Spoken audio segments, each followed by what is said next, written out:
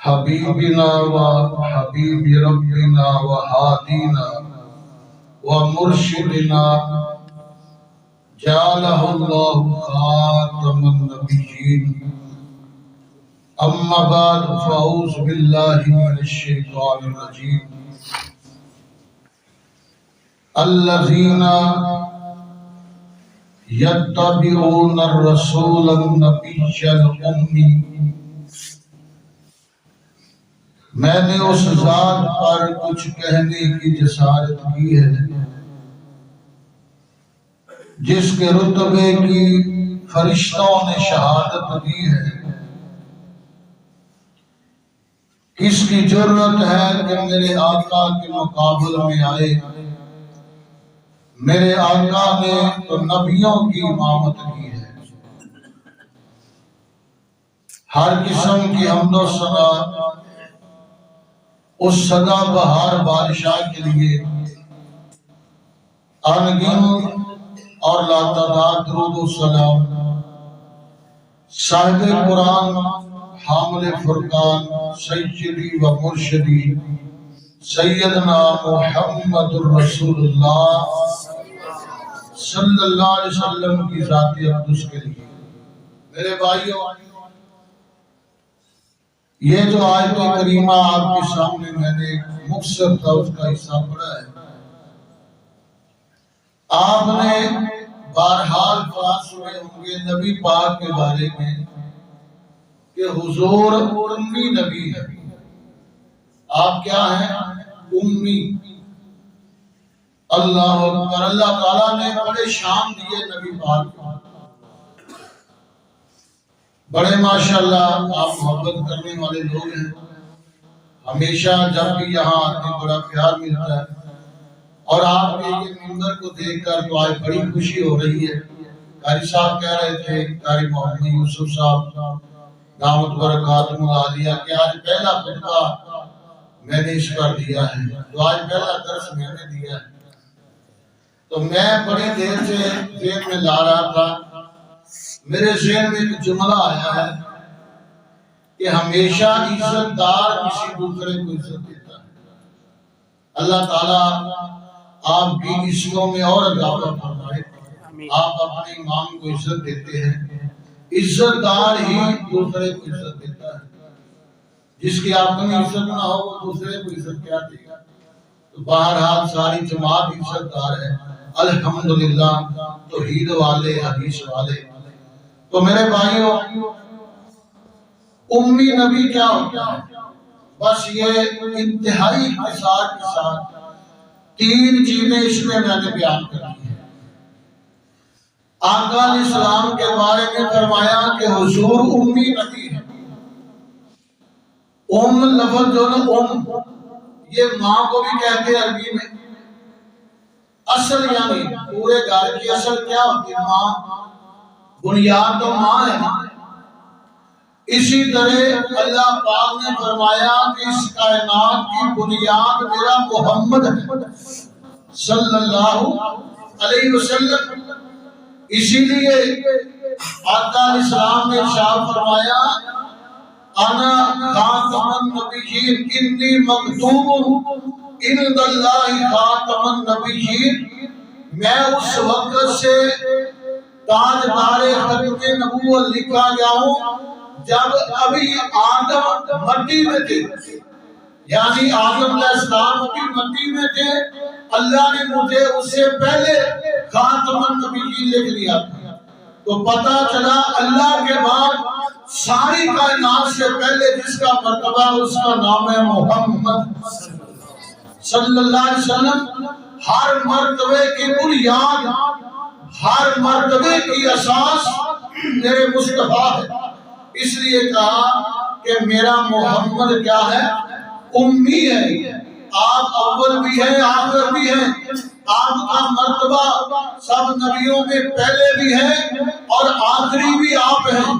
اس لیے آقا فرماتے ہیں میں مرتبے میں سب سے پہلے ہوں اور بے شک میں سب کے بعد ہوں۔ گویا نبی پاک صلی اللہ علیہ وسلم امی نبی ہیں، بنیادی پیغمبر ہیں۔ آپ کی حیثیت بنیاد کی ہے، اللہ اللہ بات اب خدا بزرگ تو ہی قصہ مختصر. آئیے دوسری بات اوم کا مطلب کیا ہے؟ جیسے بچہ اپنی ماں کے پیٹ سے جب جنم لیتا ہے تو آقا فرماتے ہیں وہ بچہ بالکل گناہوں سے پاک ہوتا ہے. معصوم بچہ کیا ہوتا ہے؟ گناہوں سے پاک ہوتا ہے. اس کا کوئی عیب نہیں ہوتا, اس کی کوئی غلطی نہیں ہوتی, اس کا نامہ اعمال بالکل صاف ستھرا ہوتا ہے. لیکن یہ مرشد پاک کے لیے امی کا لفظ کس لیے استعمال کیا؟ کہا کائنات والے سن لو کہ بچہ تو وہ بچپن میں پاک ہوتا ہے, لیکن میرا محمد, میرا یہ پیارا محبوب, اس کا بچپن بھی پاک, اس کا لڑکپن بھی پاک, اس کی جوانی پاک, اس کا جناب ان کی خطابت پاک, ان کا جہاد پاک, ان کا کھانا پاک, ان کا پہننا پاک, ان کا جناب گھر میں آنا پاک, گھر سے باہر جانا پاک, ان کی سیاست پاک, معیشت پاک, تجارت پاک, اور ان کی پوری زندگی گناہوں سے پاک ہے. اس لیے میرا نبی محمد امی ہے کہ آپ کا کوئی گناہ نہیں ہے, میرے آقا کا کوئی گناہ نہیں. سبحان اللہ اللہ اللہ. اسی لیے تو قیامت والے دن جب سفارش کے لیے ساری قومیں جائیں گی, آدم علیہ السلام کے پاس جائیں گے تو جواب مل جائے گا, نوح پیغمبر کے پاس جائیں گے جواب مل جائے گا, ابراہیم خلیل علیہ السلام کے پاس جائیں گے جواب مل جائے گا, سیدنا موسیٰ کے پاس جائیں گے جواب مل جائے گا, حضرت عیسیٰ کے پاس آئیں گے جواب مل جائے گا. تو عیسیٰ علیہ السلام کیا کہیں گے؟ اذهبوا الى محمد, آواز نہیں آئی, صلی اللہ علیہ وسلم, اذهبوا الى محمد, محمد کے پاس جاؤ. وہ کون ہیں؟ اللہ نے ان کے سارے گناہ ختم کیے ہوئے. لِيَغْفِرَ لَكَ اللَّهُ مَا تَقَدَّمَ مِنْ ذَنبِكَ وَمَا تَأَخَّرَ. فرمایا جاؤ نبی محمد کے پاس جاؤ, ان کا کوئی گناہ نہیں ہے. بولو ان کا کوئی گناہ نہیں ہے. جس کا کوئی گناہ نہ ہو وہ ہے امی محمد صلی اللہ علیہ وسلم. سمجھ آگیا آپ کو دو چیزیں امی کے بارے میں. پہلا کیا میں نے سمجھایا کہ حضور بنیادی شخصیت, اس کائنات کی بنیادی شخصیت. دوسرا پوائنٹ کیا تھا کہ میرے آقا کا کوئی گناہ, بولو تو صحیح, سبحان اللہ, میرے آقا کا وجود اکبر. میں تو یہ کہتا ہوں میرے آقا کا گناہ کوئی نہیں. آپ گناہوں سے پاک ہیں, پاکیزہ ہیں, مطہر ہیں. آپ کا ہر لحاظ سے پاکیزہ ہونا ہے. میرے بھائیوں, میرے مصطفیٰ کے ساتھ جو مل گیا اللہ نے تو اس کے بھی گناہ معاف کر دیے. سبحان اللہ. اسی لیے کہا امی نبی. آئیے تیسرا پوائنٹ, امی کیوں کہا؟ امی اس لیے کہا کہ جس کو پڑھنے کے لیے کتابوں کی ضرورت نہ پڑے, جس کو پڑھنے کے لیے کتابوں کی ضرورت نہ پڑے, کسی سکول میں نہ جانا پڑے, ٹیوشن سینٹر میں جانا پڑے, کوئی ٹیچر نہ رکھنا پڑے, کسی سے سیکھنا نہ پڑے, کوئی پرائمری, مڈل, ہائی اور کالج, یونیورسٹی کی محتاجی نہ ہو. جس کو ان سب چیزوں کے بغیر ہی اللہ نے ایسا علم دیا کہ ساری کائنات کا استاد بن گیا. اس لیے کہا کہ میرا محمد امی ہے, جس کو کتابوں کی کوئی ضرورت نہیں. بولیے جس کو کتابوں کی کوئی ضرورت نہیں. اللہ اللہ غور کیجیے ذرا. آقا علیہ السلام پر وحی آئی, میرے آقا علیہ السلام نے جلدی جلدی پڑھنا شروع کیا. حضور نے اپنی زبان قدس کو حرکت دی. آسمان سے جبریل آ گئے, کہا جاؤ میرے مصطفیٰ کے پاس جاؤ, جا کے کہو کہ جب وحی کا پیغام آئے نا تو کوشش نہ کیا کرو, پڑھنے کی کوشش نہ کیا کرو, یاد کرنے کی کوشش نہ کیا کرو. لا تحرک به لسانک لتعجل به. میرے محبوب پیغمبر, آپ نے پڑھنے کی کوشش نہیں کرنی, زبان نہیں ہلانی. اللہ پھر یاد کیسے ہوگا؟ فرمایا میرے حبیب میں تیری زبان ہلنے کے بغیر ہی یہ سارا دین کے تیرے دماغ اور تیرے سینے پر نقش کر دوں گا، بغیر پڑھنے کی آپ کے سینے پر منور کر دیا جائے گا، نقش کر دیا جائے گا۔ میرے اللہ اگر میں وہ لفظ بھول گیا تو پھر اگر جو مجھے عام یاد ایک دفعے کے لیے یاد ہو جاتا ہے دوبارہ اگر میں بھول گیا تو پھر اللہ اکبر۔ فرمایا میرے حبیب سَنُقْرِئُكَ فَلَا تَنْسَىٰ، میں تمہیں ایسا سبق پڑھاؤں گا کہ آپ بھولیں گے بھی نہیں، آپ کو سبق بھولے گا بھی نہیں۔ یہ تو میرے مرشد ہیں نا، آقا ہیں، بدر الدجا ہیں، شمس الضحیٰ ہیں، وادی بطحا ہیں، منبع رشد و ہدا ہے، ساقی کوثر ہے، شافع معاشر ہے۔ اللہ نے تو آپ کے شاگردوں کو اتنے احساس دیے ہیں۔ آئیے ذرا حضرت ابو ہریرہ صاحب کہو رضی اللہ تعالیٰ عنہ، اللہ اللہ ایک دفعہ نبی پاک کے سامنے آئے، اللہ اکبر، یہ تو آپ کی امت نہیں، یہ بچے کتنے آپ میں بیٹھے ہیں، یہ ہمارے قاری صاحب قاریہ یا سب تشریف فرمائے۔ اللہ نے سینوں کے اندر قرآن کو جگہ دے دی، 30 سپارے سینے میں محفوظ کر دیے۔ ابو ہریرہ رضی اللہ عنہ آئے، کہنے لگے یا رسول اللہ دو چیزیں ہیں، دو پریشانیاں، ایک تو یہ ہے کام کرنے کے لیے فرصت نہیں ہوتی، آپ جو فرمان پیش کرتے ہیں لکھتا جاتا ہوں، اس کی تعلیم حاصل کرتا ہوں، ہمیشہ آپ کے ساتھ رہتا ہوں، تو یا رسول اللہ کمانے کے لیے تو وقت نہیں۔ ایک دن اتنا آیا حضور کی حدیثیں لکھنے والا ابو ہریرہ بے ہوش ہو گیا، بے ہوش ہو گیا بھوک کی وجہ سے، کام کرنے کے لیے وقت نہیں، تو نبی پاک کے ساتھ ہی رہے۔ تھوڑے ٹائم میں 5000 سے زیادہ حدیثیں جن کے راوی حضرت ابو ہریرہ ہے، تو میرے آقا نے کیا کہا، میری طرف دیکھو ذرا، ایک یہ نہیں وہ پنجابی جڑی بابے گٹلی کی گنڈ دے کے بنا لیتے، اس طرح کی ایک گٹلی میرے آقا علیہ السلام نے کہا کہ جاؤ یہ لے کے آؤ۔ حضرت ابو ہریرہ رضی اللہ عنہ لے کے آئے، دیکھیں میری طرف، اس نے اس کو کھولا، اس کے وہ دھاگا سے طرح کھولا، میرے آقا نے اس کے اندر ہاتھ ڈالا، پھر فوراً بند کر دیا۔ کہا ابو ہریرہ اس کے اندر نہیں دیکھنا، جب بھی تمہیں بھوک لگے اس کے اندر ہاتھ ڈال کے کھجوریں نکال کے کھا لینا، اس کے اندر نہیں دیکھنا۔ ابو ہریرہ کے لیے کھانے کا 18 سال تک کے لیے ڈیپو لگا دیا۔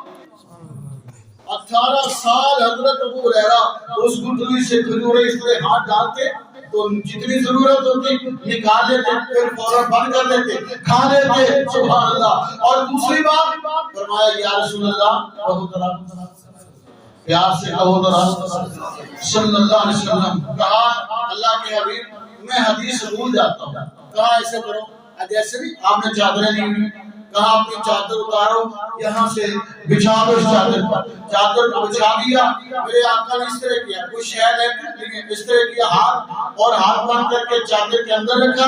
کہا ابو ہریرہ چادر کو بند کرو، چادر بند کر دی گئی۔ فرمایا اب اس کو سینے سے لگا لو، ابو ہریرہ نے سینے سے لگا لیا۔ اس دن کے بعد ابو ہریرہ کو ایک لفظ میں نہیں بولا۔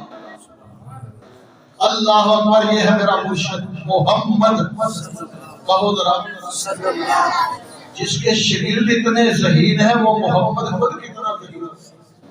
اللہ اکبر۔ اور امام بخاری کے بارے میں آپ نے سنا 3 لاکھ 6 لاکھ حدیثیں یاد تھی، اور 16 سال کی عمر میں یہ بخاری شریف لکھ دی تھی، اور جس کے امتی اتنے ذہین ہو وہ محمد خود کتنا ذہین ہے۔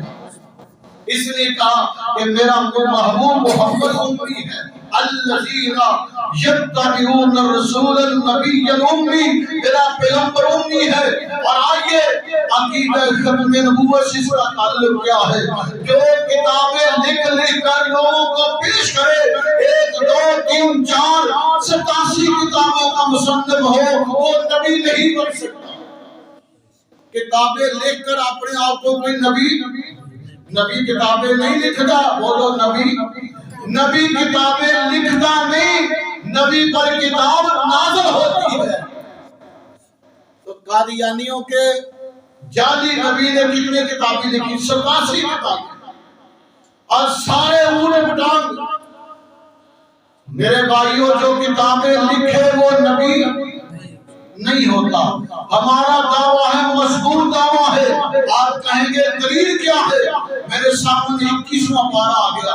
پارے کا پہلا صفحہ آیا. فرمایا وما كنت تتلو من قبله من کتاب ولا تخطه بيمينك اذا لارتاب المبطلون. میرے پیغمبر آپ اگر ہاتھ سے تحریر کر کے کافر انکار کر دیتے، پتا چلا کہ آپ نے ہاتھ سے لکھا نہیں، اس لیے تیری صداقت پر کوئی شک نہیں ہے.